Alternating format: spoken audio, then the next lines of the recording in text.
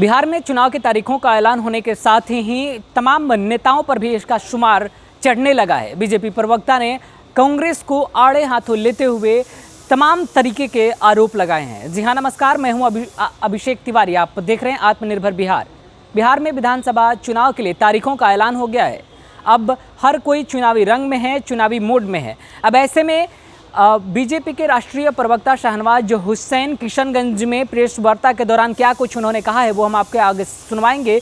उससे पहले आप जान लीजिए बिहार में कांग्रेस की स्थिति क्या है। बिहार में लोकसभा चुनाव में महागठबंधन की तरफ से महज कांग्रेस ही किशनगंज में एक सीट जीत पाई थी।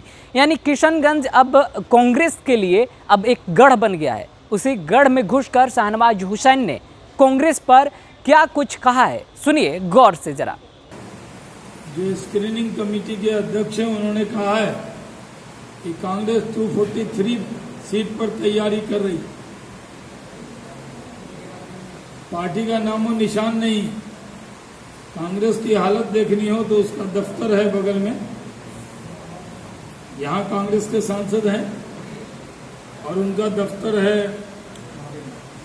महावीर मार्ग पर। वहाँ भूत टहल है। कांग्रेस के पास न वोटर है, न नेता है, न नीति है, न नेतृत्व है। कांग्रेस पार्टी सिर्फ आलोचना करने के लिए बनी। जब बॉर्डर का सवाल हो तब भी वो अपने देश के साथ न खड़ी होकर सबूत मांगने लगती।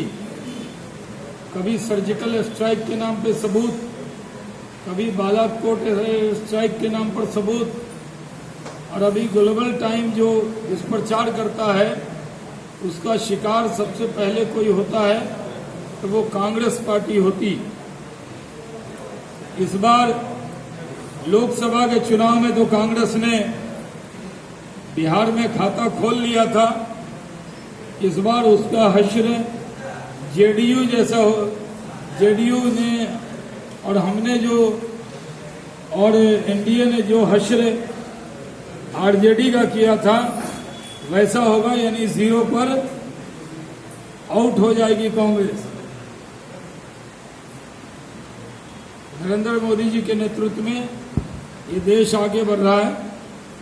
हम इस देश को ताकत से आगे लेकर बढ़ रहे हैं और इस चुनाव में भी हम विकास के मुद्दे पर चुनाव में जाएंगे।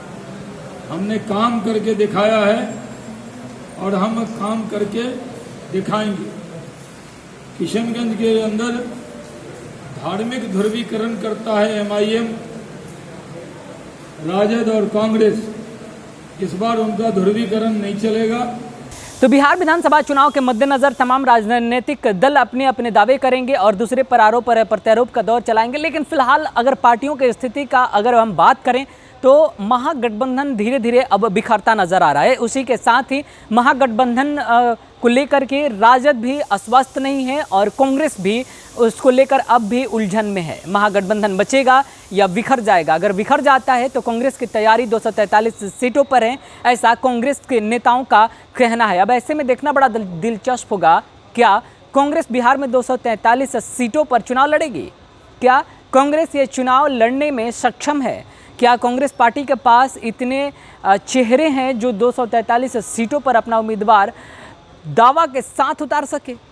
फिलहाल देखना बड़ा दिलचस्प होगा आगामी बिहार विधानसभा चुनाव के मद्देनजर महागठबंधन को लेकर क्या रुख रहता है कांग्रेस का और कांग्रेस कितने सीटों पर चुनाव लड़ती है। फिलहाल इस खबर में इतना ही। आगे की खबरों के लिए बने रहें आत्मनिर्भर बिहार पर। नमस्कार।